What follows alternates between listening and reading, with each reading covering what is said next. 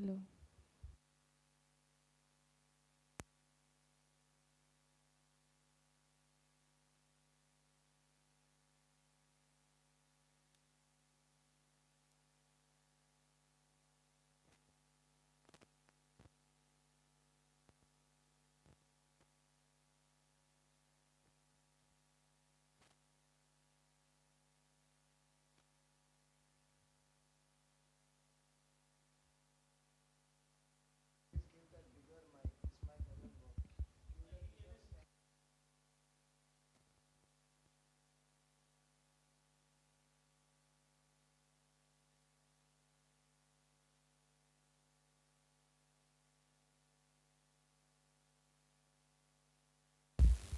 हरिओम।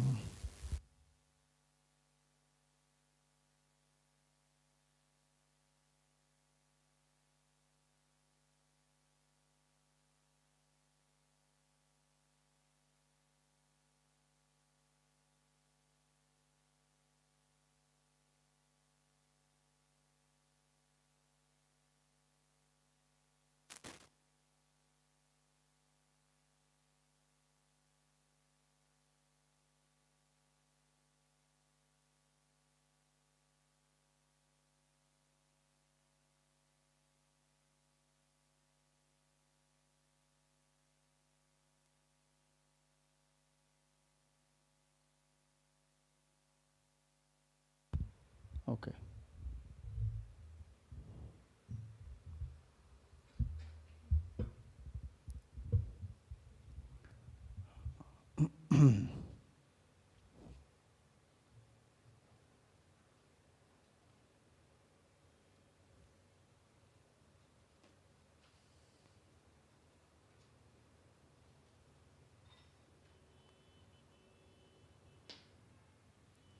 ओम सहनाववतु सहनौ भुनक्तु सह वीर्यं करवावहै तेजस्विनावधीतमस्तु मा विद्विषावहै। ओम शांति शांति शांतिः। ओम सदाशिवसमारंभां शंकराचार्यमध्यमाम् अस्मदाचार्यपर्यन्तां वन्दे गुरुपरम्परां। श्रुतिस्मृतिपुराणानाम् आलयं करुणालयं नमामि भगवत्पादं शङ्करं लोकशङ्करं। शङ्करं शङ्कराचार्यं केशवं बादरायणं सूत्रभाष्यकृतौ वन्दे भगवन्तौ पुनः पुनः। वसुदेवसुतं देवं कंसचाणूरमर्दनं देवकी परमानन्दं कृष्णं वन्दे जगद्गुरुं।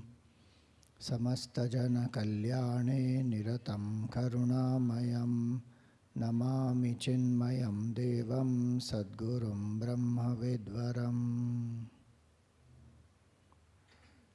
We'll chant the 10 verses.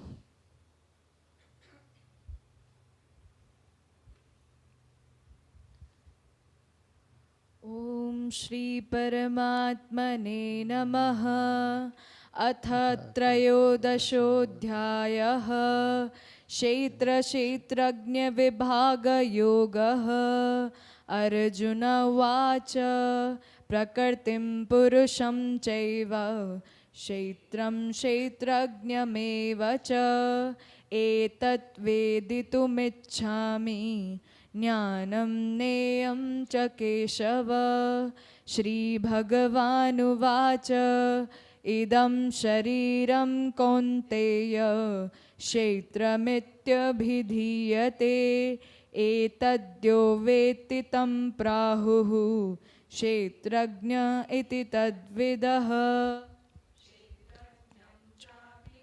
विद्धि सर्वक्षेत्रेषु भारत क्षेत्रक्षेत्रज्ञयोर्ज्ञानं यत्तज्ज्ञानं मतं मम।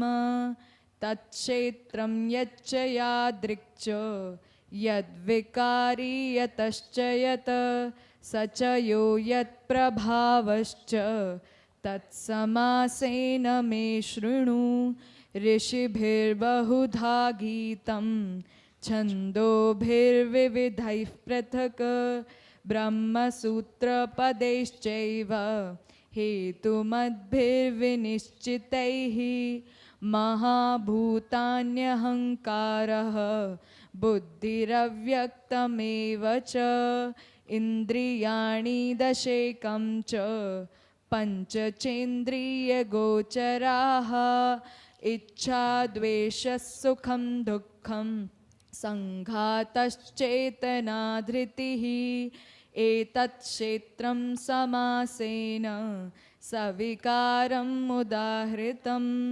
अमानित्वम् अदम्भित्वम् अहिंसा क्षान्तिरार्जवम् आचार्योपासनं शौचं स्थैर्यम् आत्मविनिग्रहः इन्द्रियार्थेषु वैराग्यम् अनहङ्कार एव च जन्म मृत्युजरा व्याधि दुःखदोषानुदर्शनम् असक्तिरनभिष्वङ्गः पुत्रदारगृहादिषु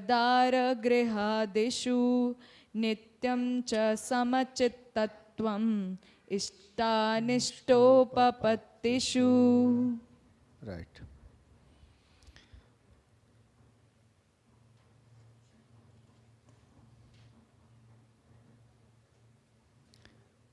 So, anybody has memorized these verses?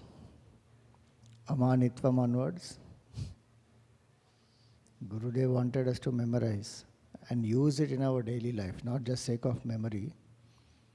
Try if you can. 5 verses only they are. 8, 9, 10, 11, 12.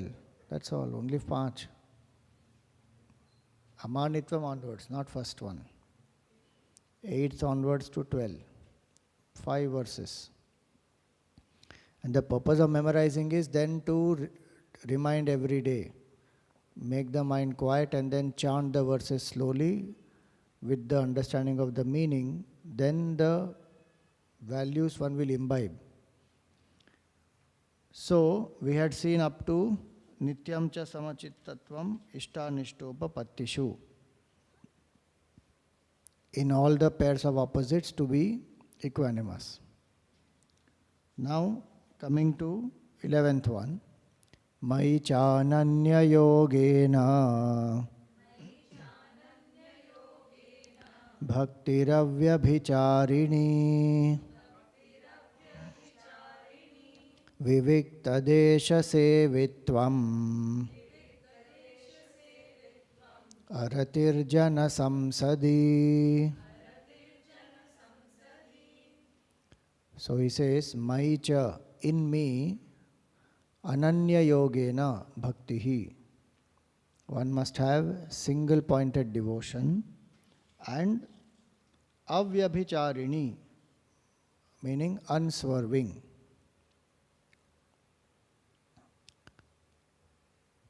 So what is the quality number here now?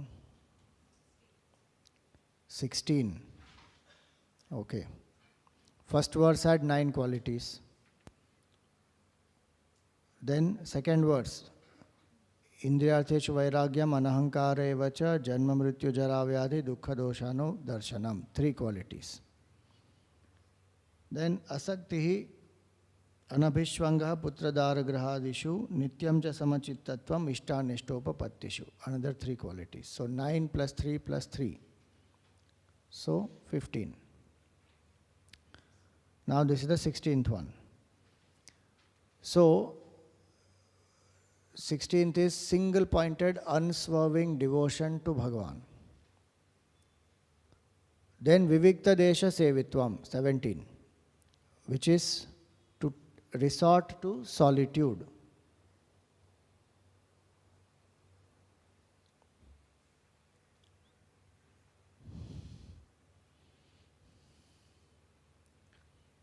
And 18 is Aratihi Jana Samsadi. No, means disinterest in company of people or crowds. arati jana samsadi. So now what is this ananya yoga? So bhakti yoga, when we say, so ananya means na anyaha vidyate yasya, where there is no other. So the highest form of bhakti is non-dual bhakti, where one says, I and Bhagwan are one. That is the supreme. Literally the word meaning of bhakta also is one who is not vibhakta. Is called bhakta. One who is not separate from Bhagwan is actually a bhakta. In the 7th chapter we have seen that type of a bhakta is called Jnani Bhakta. There are other types of bhaktas who are Artha, Artharthi, Jignasu. But Bhagwan says, Jnani tu Atmaiva me matam. Jnani is my self only. So that devotee who is not different from Bhagwan, that's the highest meaning. Here we are talking in terms of qualities. So, Maicha Ananya Yogena Bhakti, that bhakti where one depends only on Bhagwan, not on anything else, that person is called Ananya Bhakta. In the world we depend, no? We depend on people, position, power, achievements, praise, criticism, we depend. And our mind fluctuates because of all that. Bhakta says, my goal is Bhagwan alone and my sadhan also is Bhagwan alone. Meaning Bhagwan's kripa is my sadhan. Not that the bhakta becomes dull and doesn't do anything. The bhakta will do all the sadhana but then doesn't depend on sadhana. Bhagwan is not a product of sadhana. This we have seen even earlier, 9th chapter. So, Bhagwan alone is my goal. Bhagwan alone is the means. That is called Ananya Bhakti. Ananya Bhakta is one who has Bhagwan alone as the goal, nothing else. We have Bhagwan also as the goal. I want money also, I want fame also, I want people to praise me also, and then I want Bhagwan also. Bhagwan alone is the goal, everything else is temporary, it is only some, what you call it? It is for a functional use. It has only some functional utility. And even if there are some psychological issues which are there, it is at the level of the mind. How much will one play at the level of the mind? What is one seeking? A devotee is seeking that supreme state of immortality, the supreme state which is beyond the mind, the nature of the self. That is what the devotee wants. So, Bhagwan is my goal. Gopis, what is their goal? Bhagwan alone is their goal.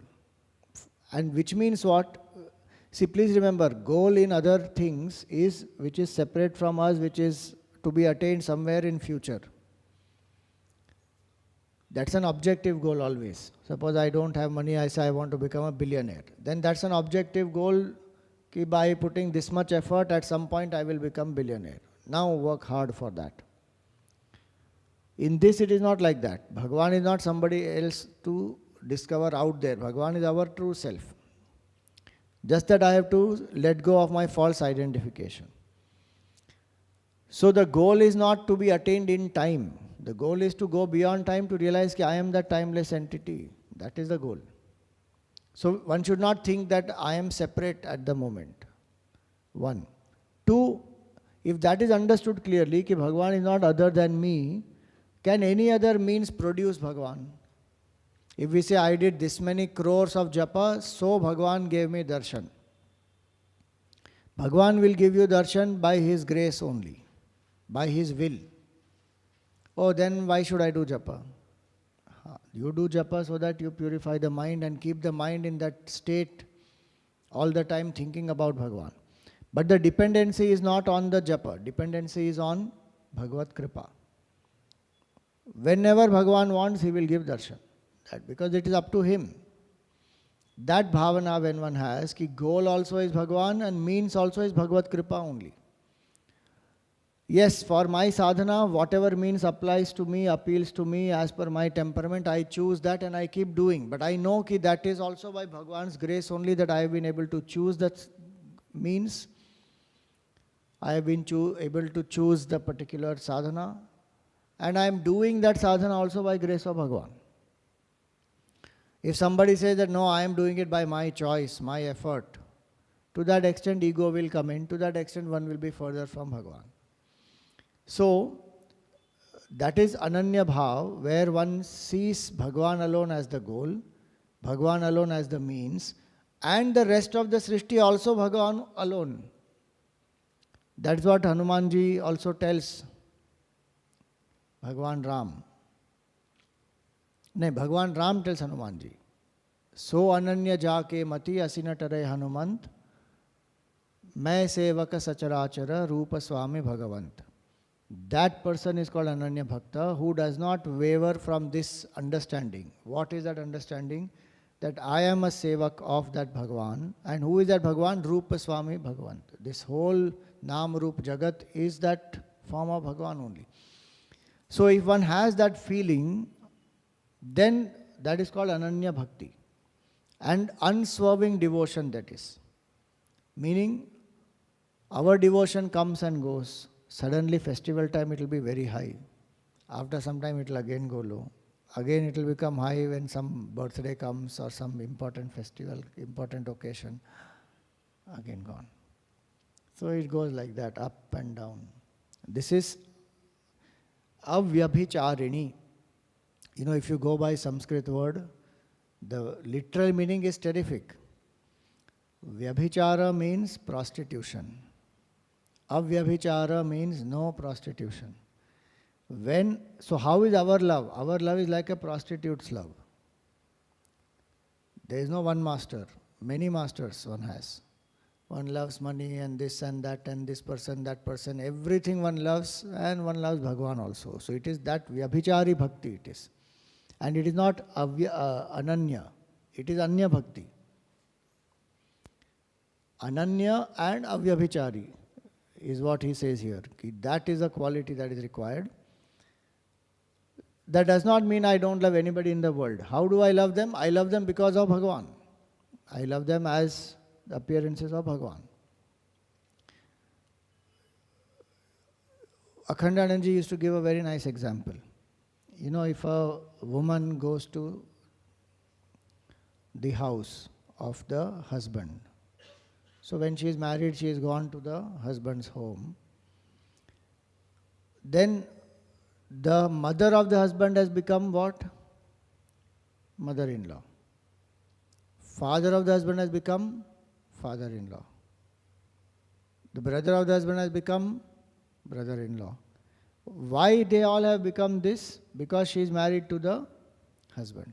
If she is not married to that husband, then if she is having any other relationship with the other people, that will not be valid. Because she is married to that husband now, to that person, now he is the husband, and because of that, all the other relationships are there. In that same way, we are connected to Bhagavan first. And once we are connected to Bhagavan, then everything else in the world. Why? Because Bhagavan only put me here. So Bhagavan has put me in touch with different people, different roles, different duties. In and through all of that, I am serving Bhagavan. If that bhavana is not there, that I am married to Bhagavan, then it will become vyabhichara. So now this is the feeling that a devotee has. So Hanumanji served so many different projects he did. But his main surrender is towards Bhagavan Ram. Everything is for Bhagavan. Mirabai says, Mere to Giridhar Gopal, dusro na koi. See, they were married. Gopis were also married. Mirabai is also married. Tukaramji is married. Eknathji is married. All of them, so many of them, they are the Sant Sadhus. They all are married. It's not that they don't have family, they don't have children. They have all. But their bhavana is, Bhagavan is all this. That is called Ananya Bhakti. So, when that feeling is there, that is the single-pointed, undivided, loyal devotion. I love Bhagavan alone and I don't depend on anything else. That feeling is very, very important. And and this will only keep increasing. Ananya Bhakti, if one has, the path of Ananya Bhakti is like that. Bhakti will keep on increasing. It will not go up and down and up and down. Why? In the beginning, Bhakti may go up and down because the Shraddha is not strong, because the clarity is not there ki yes, Bhagwan is. 2, Bhagwan is with me. 3, my nature is one with Bhagwan. When that much clarity is not there, then we start judging Bhagwan by desire fulfillment. If I pray, Bhagwan fulfills my desire, that means Bhagwan's grace is there with me. If Bhagwan doesn't fulfill my desire and Bhagwan puts more obstacles, then Bhagwan's grace is not there with me. Now initially one will do all that. One passes through all those different phases. But when one comes to Ananya Bhakti, then one loves Bhagwan for the sake of Bhagwan, not because of wanting anything from Bhagwan. Bharatji is another Ananya Bhakta. He too goes ahead to say to Bhagwan in Tulsi Ramayan when he goes to call Bhagwan back. There he tells him that I don't want Arthana, Kamana, Dharma, Ruchi, Gatina, Chahahu, Nirvana. I don't want all the 4 Purusharth.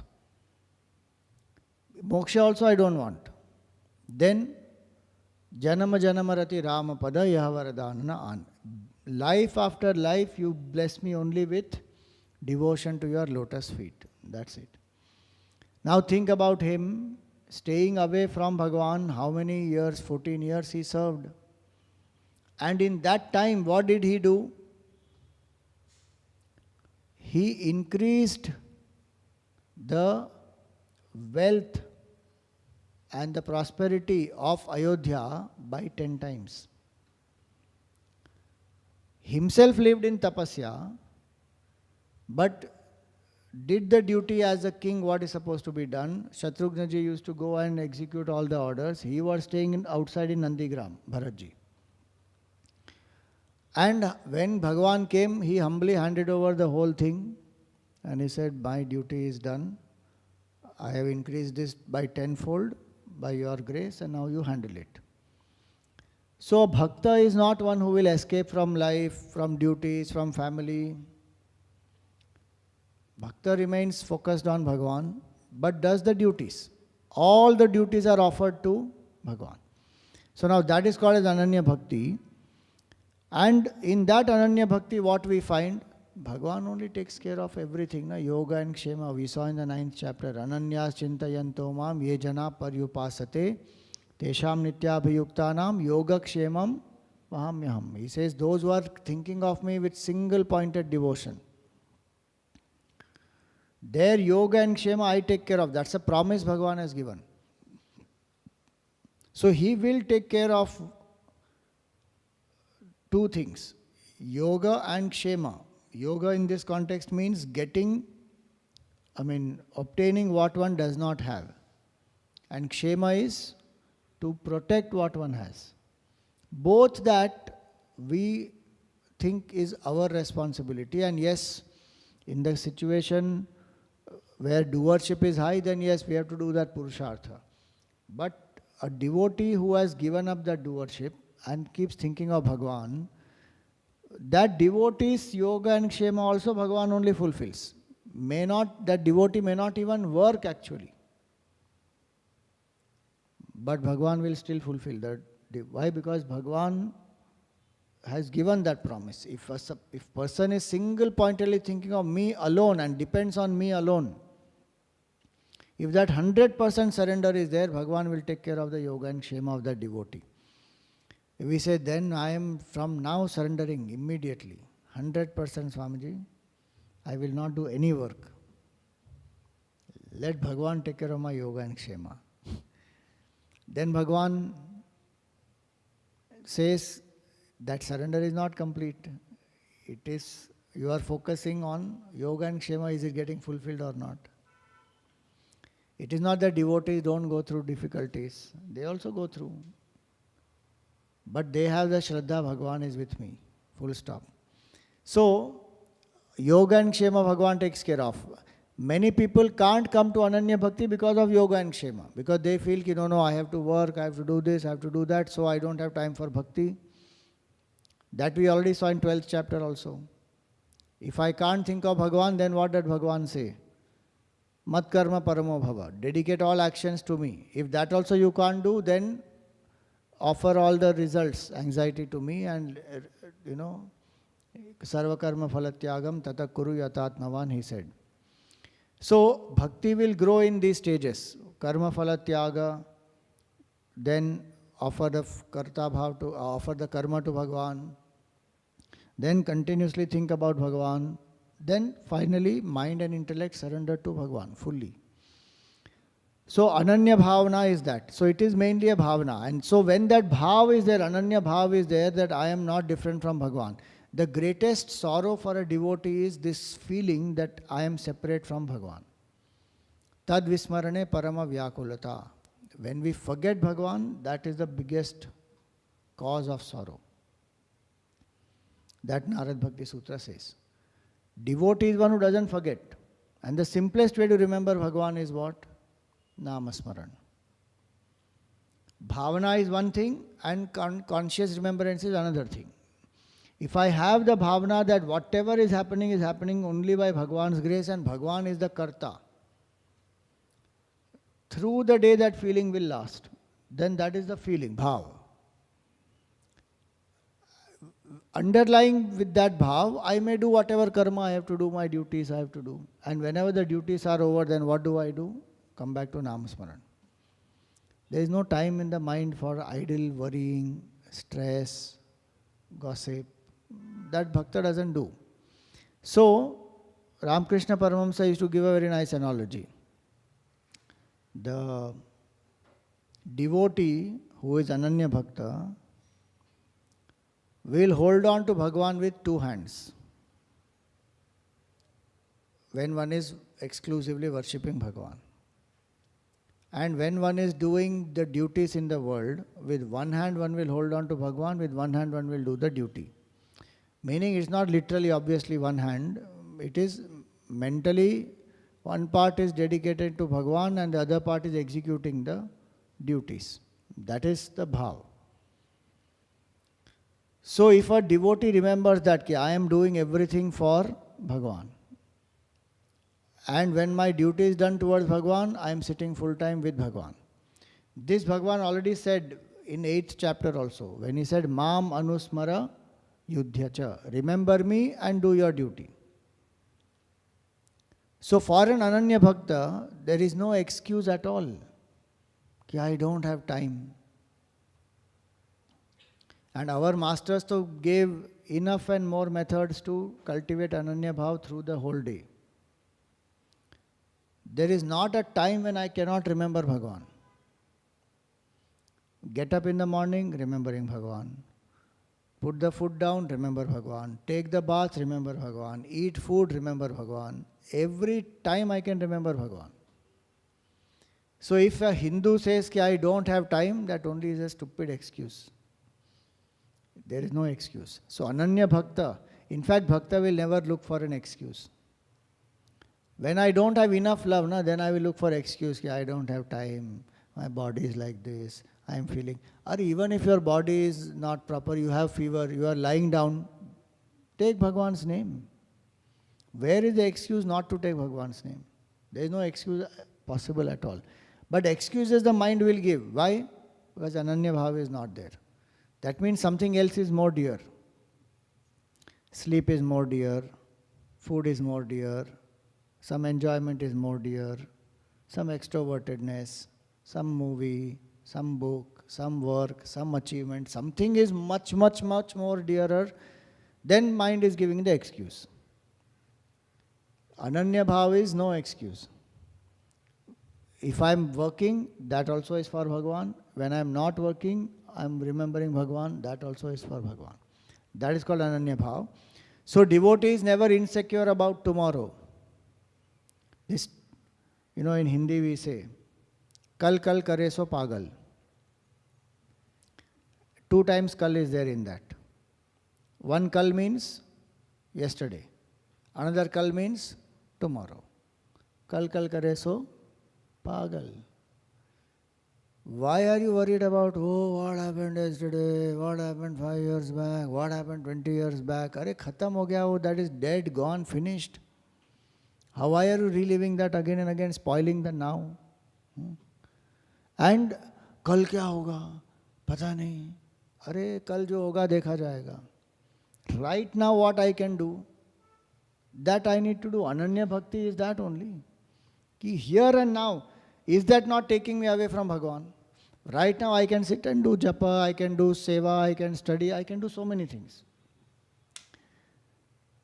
That one leaves. पता नहीं स्वामी जी क्या होने वाला है. I think war was going to happen full scale, अभी रुक गया, but I think कुछ ना कुछ तो होगा. इसीलिए I am very concerned, you know. Some anxiety, something going on. और people, some people or the other, one is going on bothered. क्या चाहिए? हाँ, तो वहाँ पर है ना स्विच, वहाँ पर सीधी, वहाँ see the finger where it is pointing straight. हम बात कर रहे हैं अनन्य भक्ति की, और सबका दिमाग कहीं है.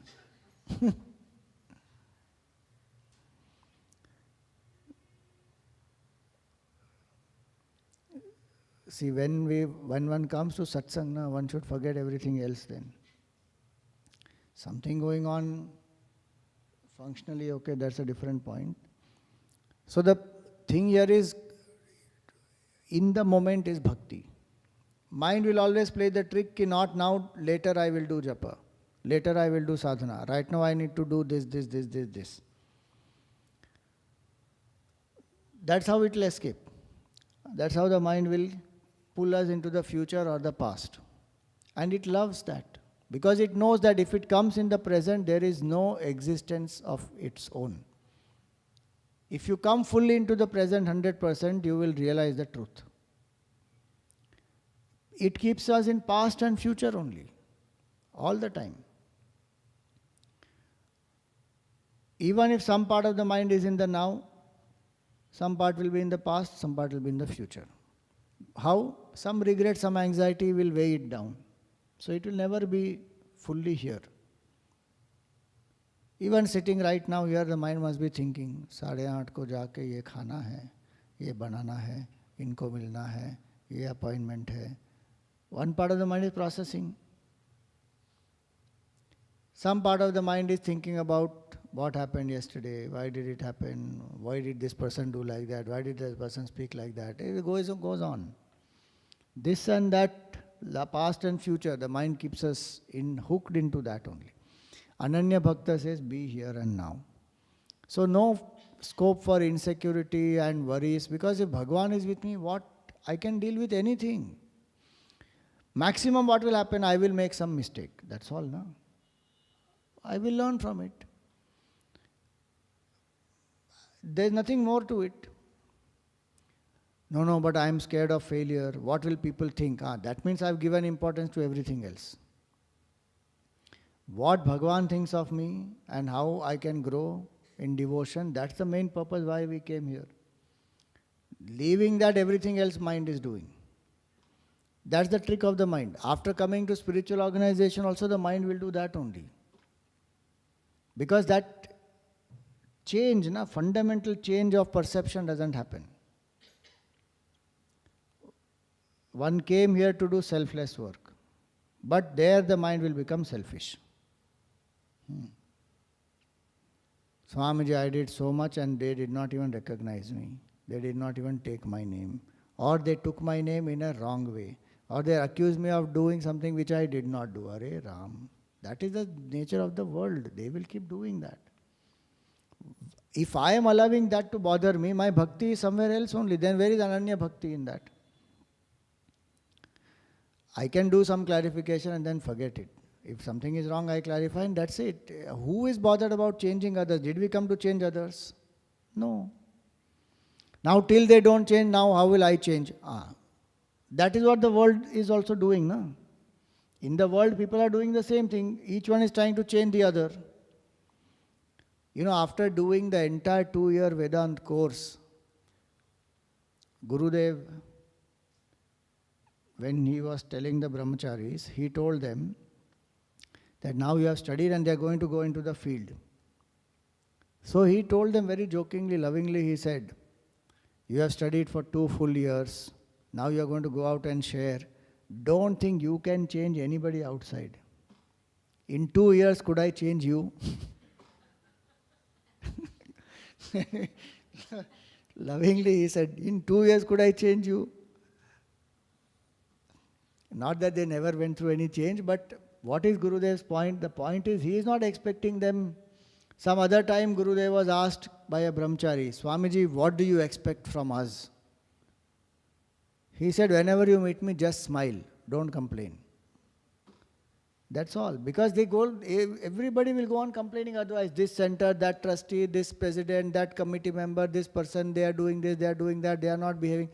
Arey, you have learned Vedant, Brahma Satyam, Jagat Mithya, Jiva Brahmaiva Na Paraha. That is all correct only, but in the realm of illusion, this is real. Na? So I have my dukhda, one big list you will bring. At the end of it, please bless me. What blessing?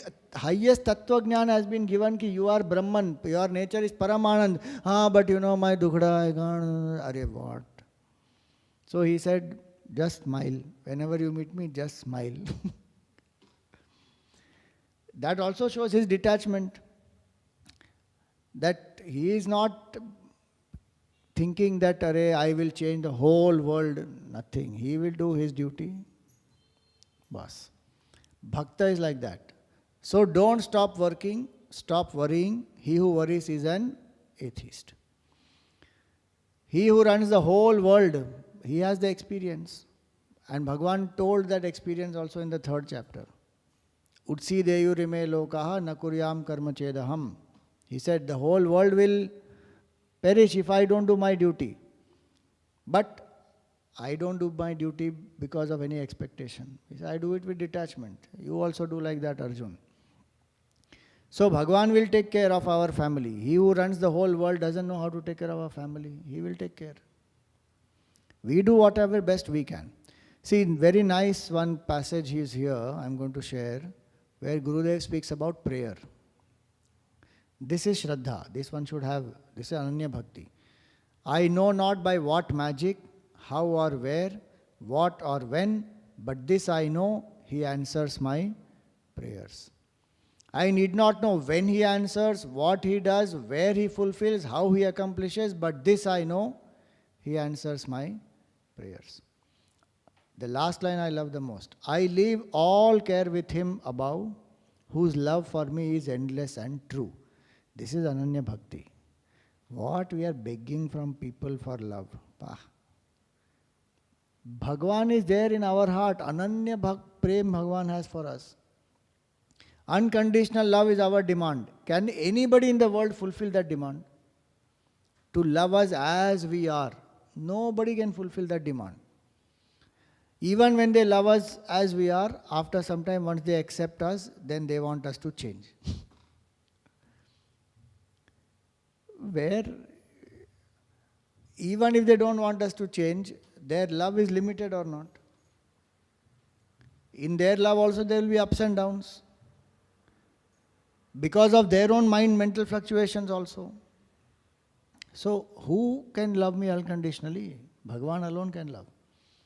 And that love of Bhagavan we experience in our own heart every minute. We are not aware of it.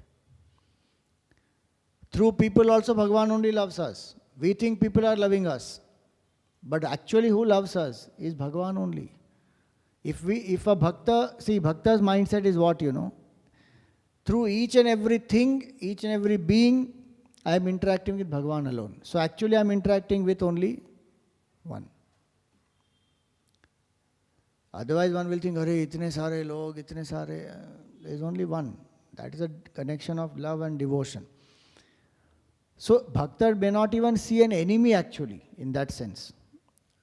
Functionally one may recognize, but enmity in the mind is not there. So I leave all care with him above, whose love for me is endless and true. In the world, how many people's love is true towards us? Time only shows.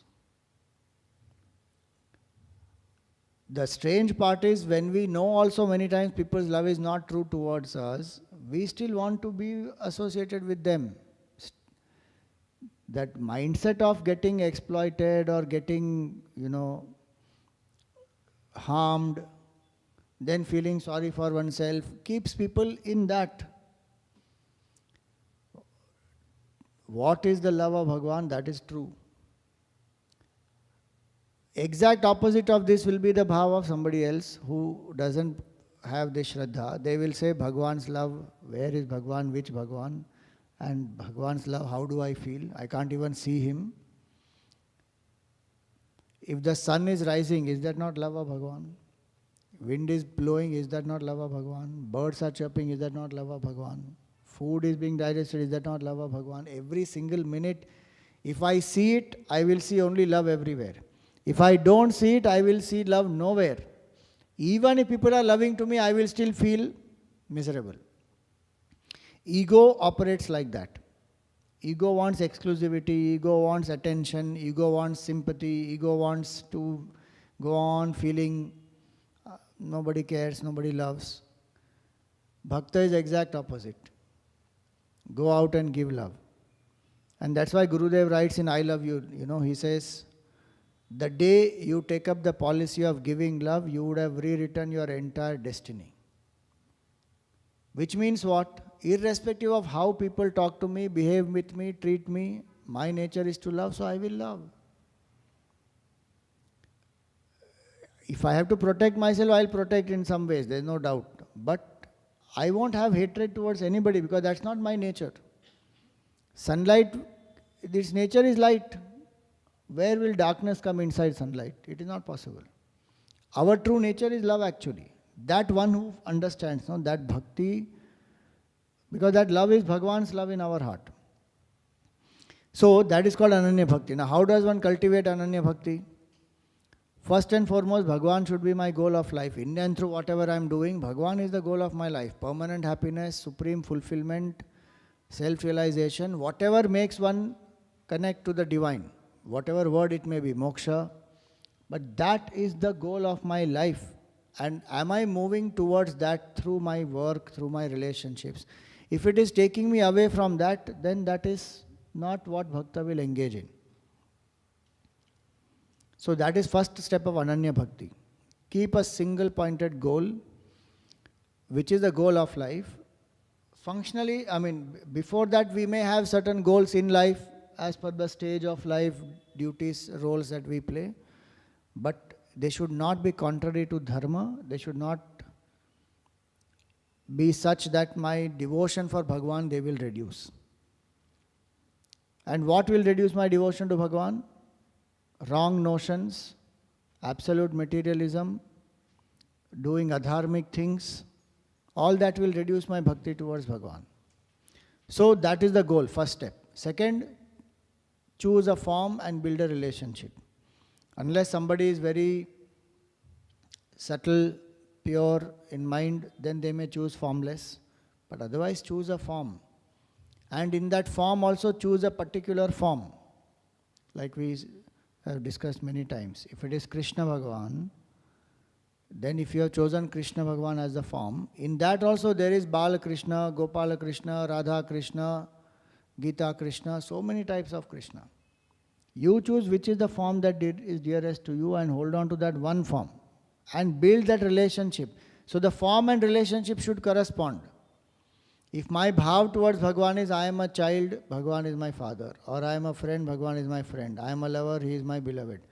Based on that bhav, the relationship, the form has to be chosen. And then stick to that. The faster I do it, the better it is. Then take the name of Bhagavan. So Nama done, Rupa is done, Sambandha is done, now Nama. Take whichever one mantra. If it is a Vedic mantra, ideally take it from some teacher, some guru.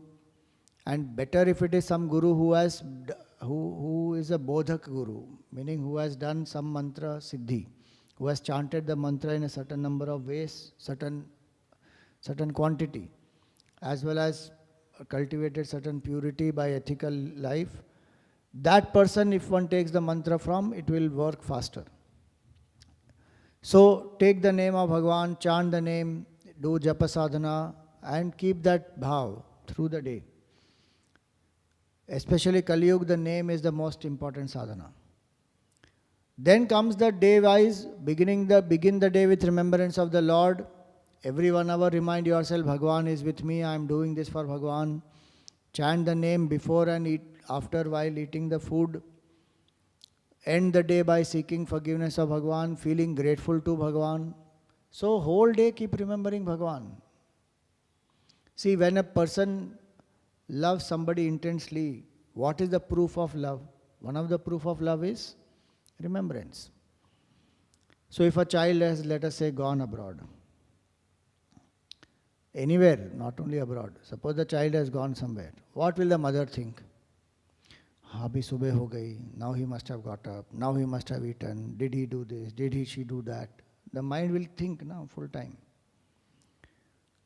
In between the work also, take out time, call, find out, all that. Why? Because there is love. So Bhakta also does that. Remember Bhagwan through the day. And surrender completely, know that he will give mukti when he desires. So then person doesn't have anxiety, mujhe mukti kab milegi. Keep putting the effort, Bhagwan will give mukti when he has to give. If remembrance of Bhagwan is there throughout, no, then mukti also is lower than that actually. Because the problem is not birth, problem is forgetfulness of Bhagwan. If I remember Bhagwan, even if the next Janma has to happen, I will remember Bhagwan throughout. Then there is no issue at all. Forgetfulness is what creates all the bondage. So this is ananya bhakti. Then he says, Vivikta desha sevitvam. One should resort to solitary places. Meaning consciously take up solitude. Be by yourself. Swamiji, everybody, after they go to their work and everything, my home, there is nobody else. So I am alone anyway. No problem. That way if you are having solitude, no issue. But today the solitude, see when we have time, what do? Escape. Watch something, read something, gossip, talk, chat, WhatsApp, something or the other. So we go on escaping from ourselves. There is nothing wrong in engaging in doing something, but one should know whether it's an escape or whether it is a constructive engagement. Many times we don't like ourselves, we are not comfortable with ourselves, we can't process our mind, so keep escaping. Devotee has to face. If I can't face my own mind, how will I even evolve? How will I attain anything? How much can one escape? One can't escape. So, in solitude, spend time with yourself, away from people, family. Sometimes that physical solitude is also required. Don't say, I am with people, but mentally I am practicing solitude. That also you can practice. But literally also go away. Why? Because the mind works like that. Out of sight is out of mind. It will help. You may say, no, Swamiji, when I go away, no, then I remember them more. The better I be there, so I remember them less. Initially it may happen like that, but after some time one will change. So solitude is a very important discipline, and a spiritual seeker must actually reserve some time for solitude. We'll see how it happens. Why is it necessary? Because it will make us introspective, reflective, sensitive also. When we are continuously escaping, we don't have time to take a stock of how did I behave, what was my emotions, how did I react, how did I respond, what was positive, what was negative. No time only. But when I sit and introspect quietly, then one understands, oh, this is the plus, this is the minus, this everything. That introspection is very, very crucial. That solitude will facilitate. And it will rejuvenate the personality. It will help me to align myself well. Car, when you drive for a long time, periodically what has to be done, for the car? Servicing we will give, no doubt, but there is one very important thing, that is called wheel alignment. That wheel alignment has to happen, all the four wheels. If that wheel alignment doesn't happen, gone. Car will go in some different way, the pull will happen. Solitude will help us to realign, because the mind goes out, extroverted suddenly. And many things we get affected by the situations, people, society, their thought processes. And we don't even realize sometimes how much subconsciously we have absorbed many things from people. Then you sit. I'm saying sit. You may not sit in solitude. You may be alone, walk or do anything. But when our thoughts are with ourselves, then we introspect. Then we realize, arey, this is not even in my nature. But from where I absorbed all this? And it has come into my behavior also. It has come into action, it has come into words, vocabulary, so many things it comes into. Then one says, no, align back to who am I? So, self-love and love for everyone also comes through solitude. For some time one can try this regularly, avoid crowds, company of vulgar, indulgent, faithless people. If we can't avoid such people, be disinterested spectator in their company. Don't be an active participant. Because unnecessarily we are opening up ourselves to so many wrong influences. Something very nice Gurudev said, the more integrated the personality grows, the more the seeker automatically comes to live alone in himself, away from the noisy crowd. And this is a very mature way of withdrawing the mind. It is not out of hatred, not out of some feeling of, isolation where somebody has told me something and now I don't like it and I don't want to interact, I don't want to meet, I'm hurt. It's not like that. If somebody is hurt and they want to take a step back to realign themselves, nothing wrong with it. But this solitude is not like that. This is the more one integrates the body, mind, intellect, the more one wants to go within. Not even, when we say people, it's not even people. This solitude is where you detach even from the body, from the mind, from the intellect, and you want to realize the self. That intensity will come, that hunger will come, I just want to turn within. Ramakrishna Paramahamsa used to say that you keep Rasagulla because my mind should remain on this plane. If I have to talk to you, you keep Rasagulla here so that I will eat and my mind will remain. For us it is exactly ulta. Our mind doesn't remain in that state. It will go out. For him it is very easy in that state. To remain in that state is easy. So for him, a tool, external tool is very easy. Keep a Rasagulla, then he will eat it and then he will remain at this level so that some satsang can happen, some talk can happen, some bhajan will happen. Our tool is supposed to be Nama Japa. Take the name of Bhagavan, withdraw. Or whatever it can be, pointer of the self or Omkar, whatever it may be. That is more subtler, this is more grosser. So he was like that. How much? His life was so short, 50 years only he lived. But in that 50 years, what all he did? Why? Because the whole dedication is for this path. So, one humorous quote of Gurudev is this: if you cannot enjoy your own company, why inflict it on others? If you don't like yourself by being yourself, then why are you, imposing on other people? So solitude is to experience that aloneness, to move away from loneliness. Loneliness is even if people are there, people love me, people are there as my friends or siblings or whoever they are, still one feels lonely only. Because there is insecurity. Lonely ego is very high. You know that touch me not plant, it is like that. Have you seen that touch me not? You touch it and it just withdraws and band. Thoda sa, little. Some one little thing, gone.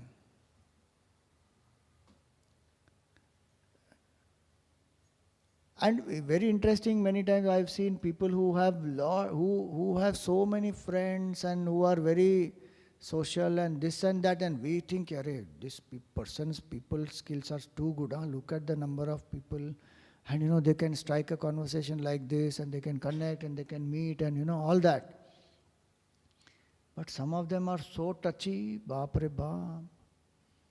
Then I understood, array, this person is having this many friends because that person is also in some ways very touchy. So if they have some 300 friends, with 200 so they are broken up also. And then they are trying to search another 200 friends. Contradictory behaviors are there in that. I'm not saying everybody who is social is like that, but I'm just saying that sometimes the mind it is very friendly with all, but it is also very lonely. And so extra, what you call sentimental, little things will upset.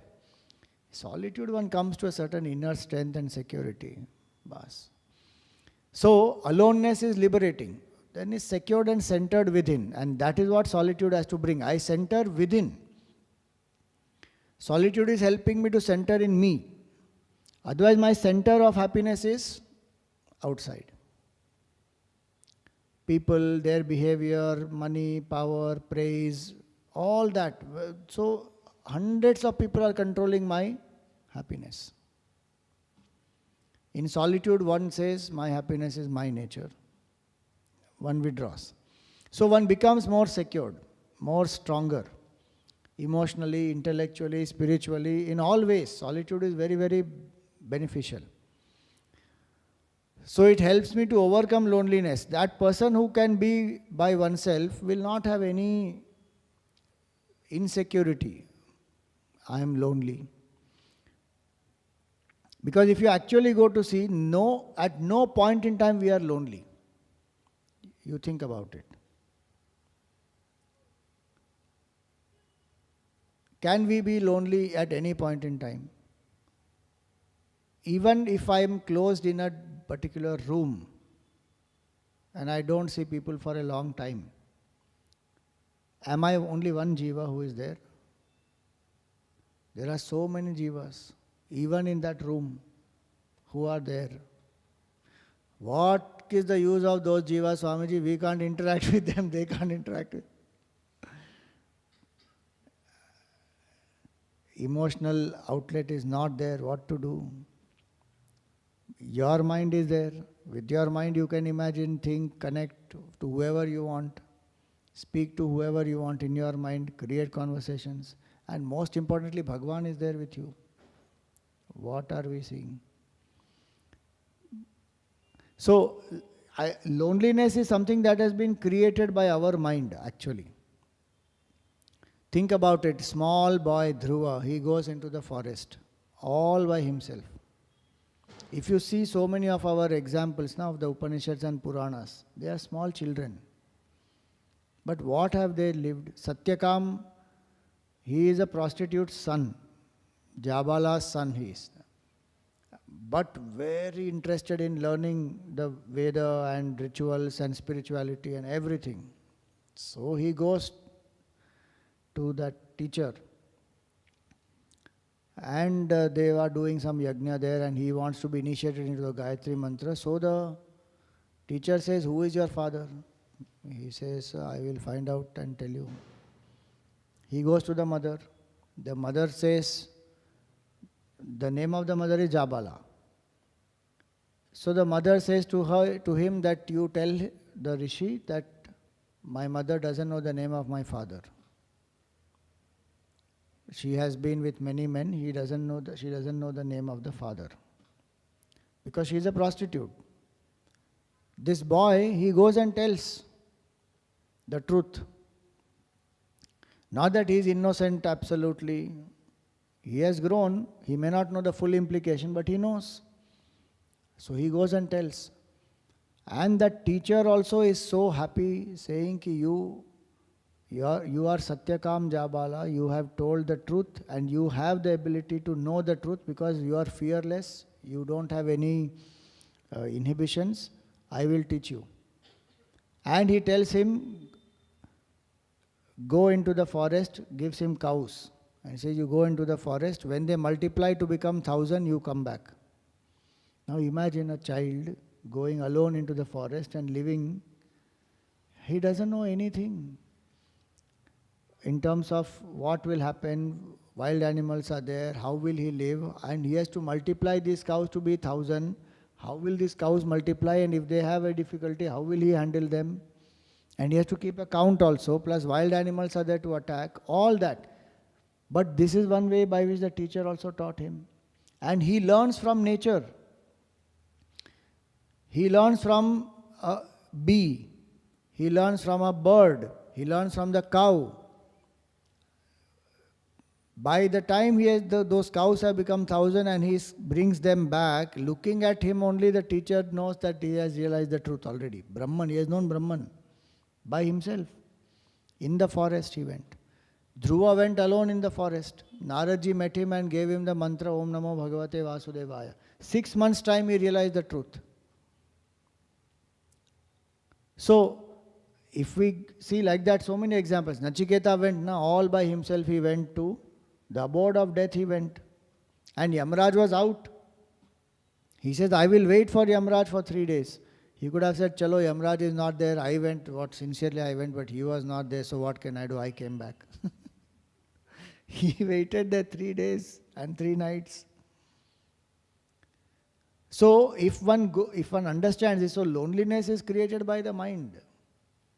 With all the people, facilities, gadgets, everything, how much people have loneliness and depression and disconnection or not today? And look at these examples of these small children. They have gone into the forest and they are living there, realized the truth and came back. So, it is a creation of our mind. Security comes when I anchor within. So that is what is that solitude makes us overcome loneliness.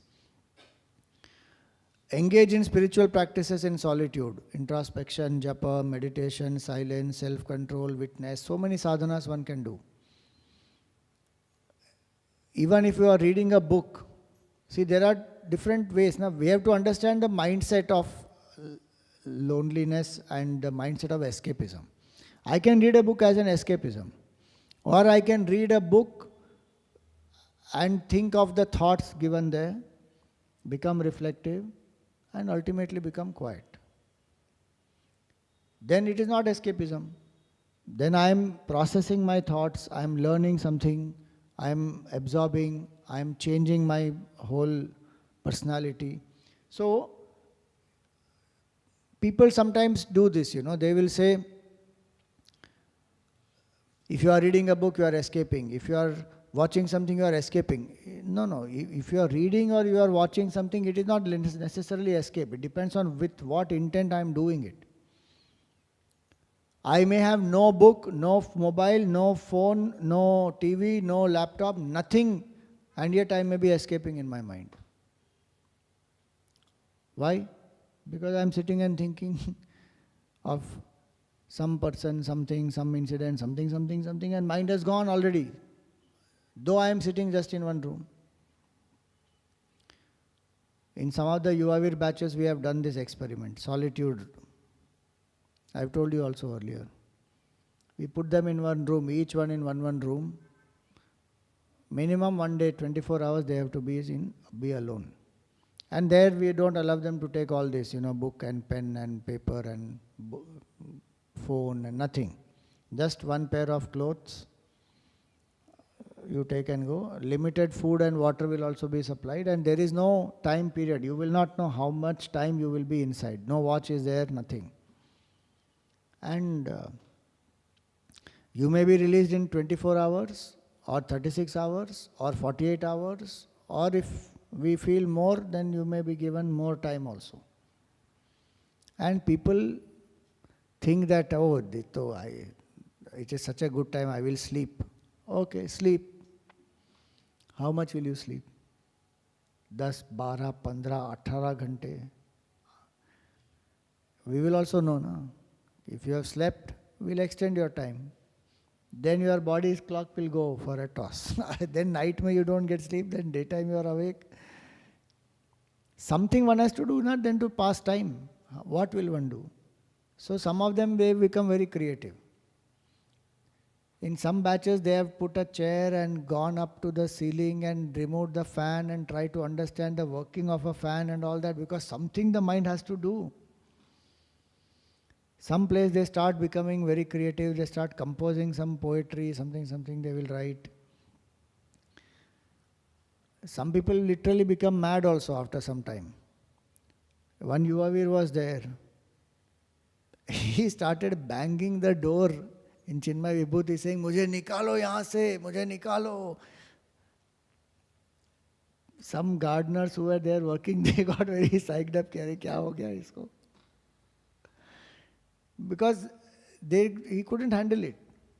And it's not necessary that everybody can handle, but this was an extreme reaction for nothing, all because his mind has cooked it up, and it is not even half a day that has been over. Mind has just gone crazy in that. No, you can't see out. Windows are drawn, so you don't know day, night, nothing. And sometimes we will do extra masti also. In the night, we will go create some ghost sounds, effects. Many things we will do. They will not even know where they are actually. The whole point is you face your mind. And many people have had fantastic experience. They think it is very difficult, but after some time they are able to just be quiet. And they enjoy that. They think that my mind will run here, there, everywhere. It will settle down.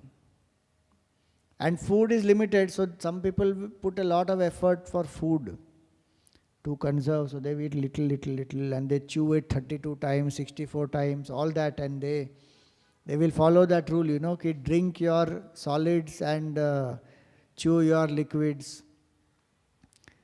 Because kuch to karna hai. But if one uses that time well, one will know many things about oneself.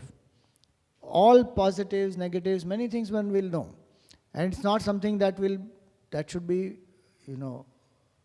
one should be scared of. Ramakrishna used to give this one very nice advice, that it will be of great help to a man if he goes away from his family, lives alone and weeps for God even for 3 days.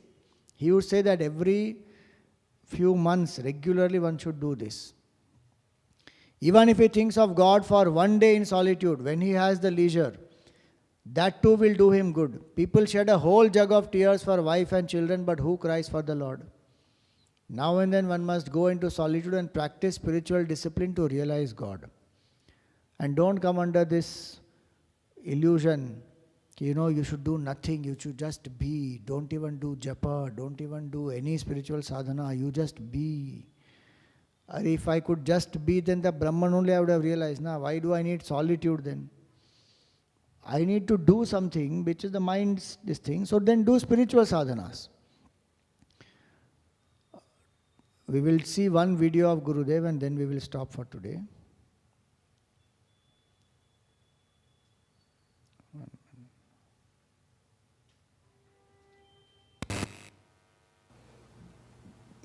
One day you are going along the main downtown, let us say, and everybody is looking at you, and you think that that is how when you well dress, I am a man of attraction, I am a broad-shouldered, wonderful man, and you walk. All of them looking, it's an added glory to me. It is an adoration of my beauty and personality. You go. As you are going, suddenly you remembered, such a well-dressed man must have a cigarette. That is how in the cinema. So you go to a shop and then get one cigarette. In India you can have one cigarette. Here I don't know whether you can get one cigarette. One cigarette? Yeah, but in cigarette shops, in order to make the patiently make the customers wait there, they always put huge mirrors. And when you put a mirror, the fellow will not go out immediately. He will start. His vanity is tickling.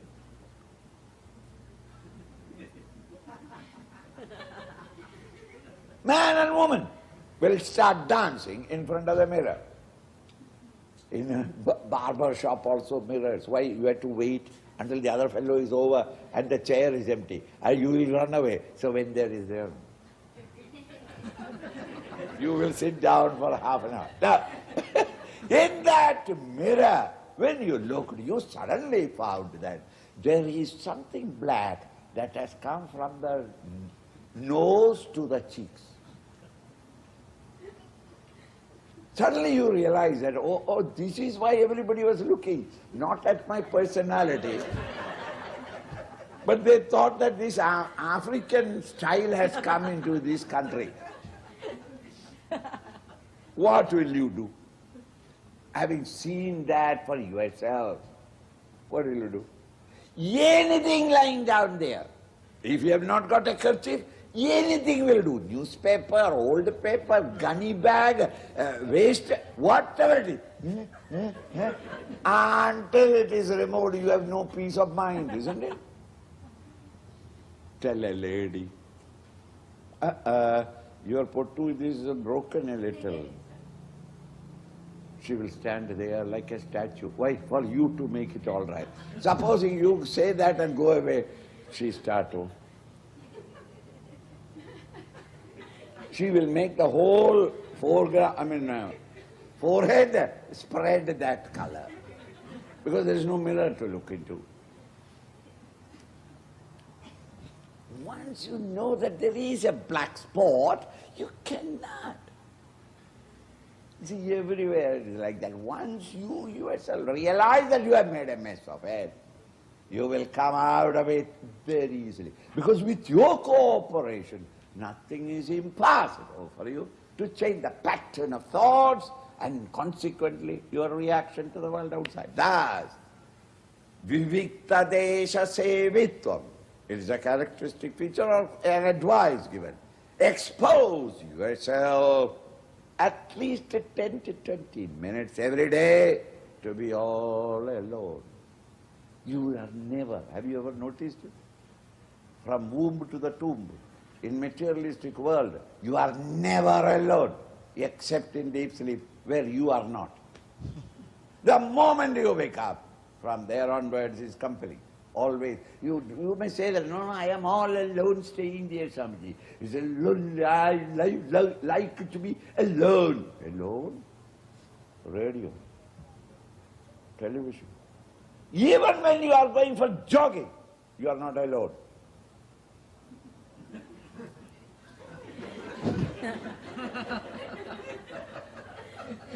So that even if this is not there, there is a movement because it has become a habit.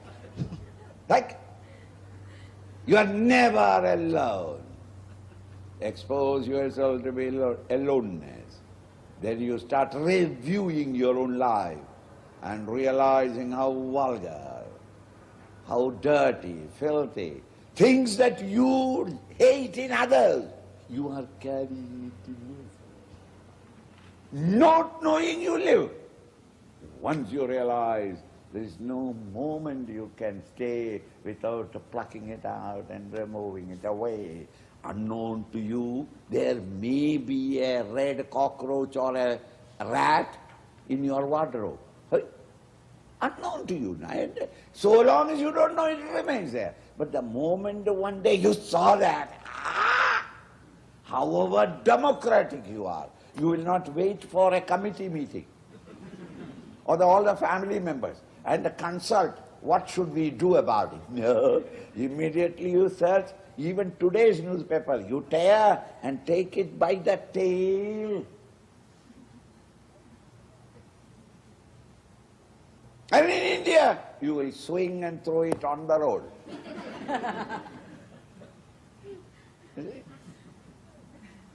You will do it if you know it. not knowing, it can stay there and rot. In the same way, in the wardrobe of your mind, there are a lot of dead rats and worms. Remove them. And you cannot remove until you discover. You cannot discover unless you look into it. You can't look into it if you are in the company of others and engaged in the world of OET. Therefore, expose yourself. Beautiful idea. Try it. 1 month try it. And don't try it. If you don't want to change, don't try. Because you will change. And then don't come to me and say, Swamiji, make me as before. It's very difficult.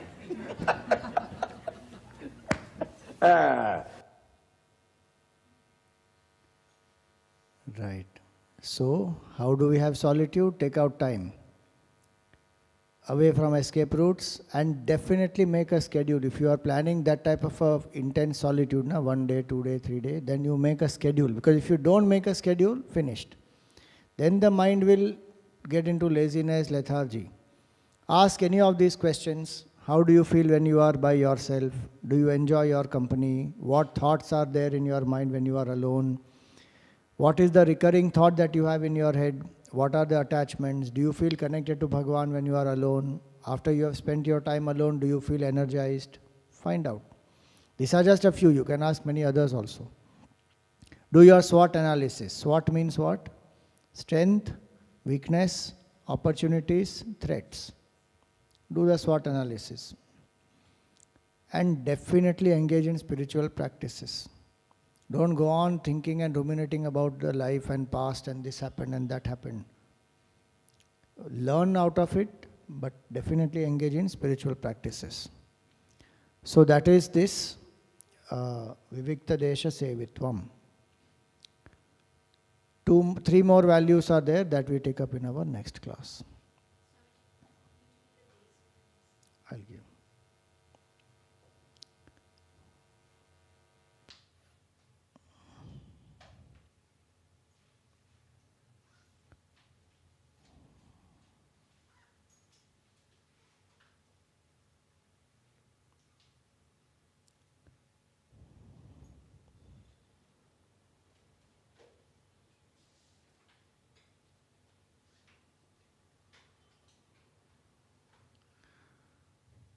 So we thank all our Yajamans,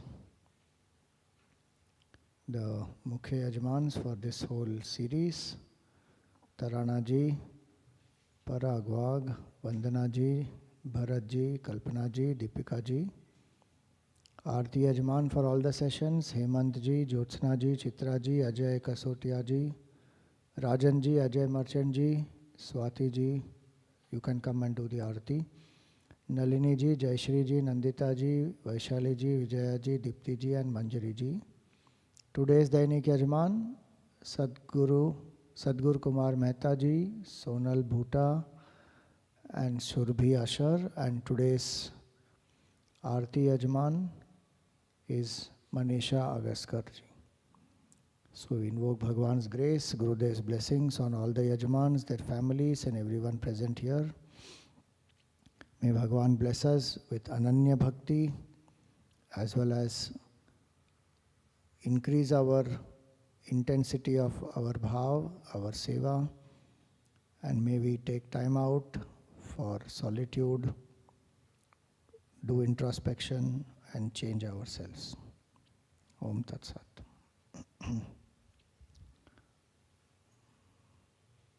Neha, you can come and do the Aarti also.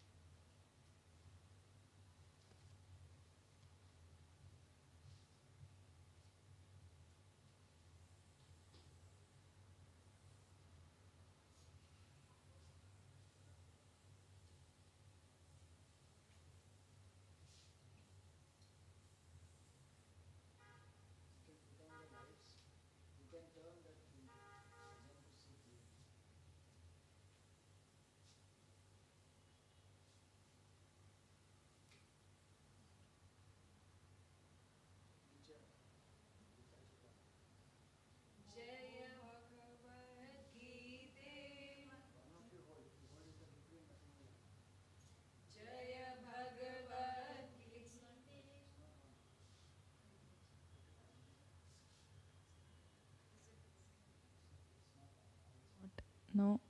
Now it's on. Okay.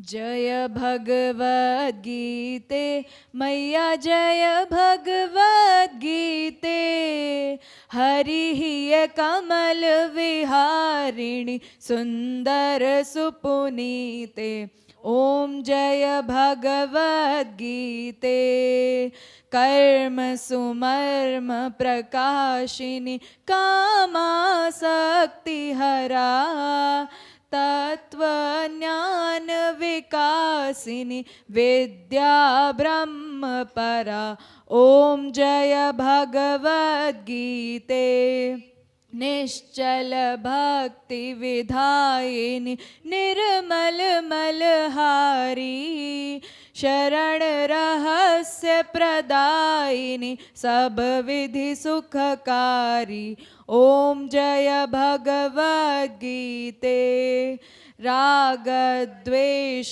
विदारिणी कारिणी मोद सदा भव भयहारिणी तारिणी परमानंद प्रदा ओम जय भगवद गीते आसुर भाव विनाशिनी नाशिनी तम रजनी दैवी सद्गुणदायिनी हरि रसिका सजनी ओम जय भगवद गीते समता त्याग सिखावनी हरि मुख की बाणी सकल शास्त्र की स्वामिनी श्रुतियों की रानी ओम जय भगवद गीते दया सुधा बरसाविनी मातु कृपा कीजे हरि पद प्रेम दान कर अपनों कर लीजे ओम जय भगवद गीते न तत्र सूर्यो भाति न चन्द्रतारकम् नेमा विद्युतो भान्ति कुतोऽयमग्नि तमेव भान्तम् अनुभाति सर्वं तस्य भासा सर्व इदं विभाति। की जय श्री भगवान की जय श्री सद्गुरुनाथ महाराज की जय। ओम पूर्णमदः पूर्णमिदं पूर्णात् पूर्णमुदच्यते पूर्णस्य पूर्णमादाय पूर्णमेवावशिष्यते ओम शांति शांति शांतिः हरि ओम श्री गुरुभ्यो नमः हरि ओम।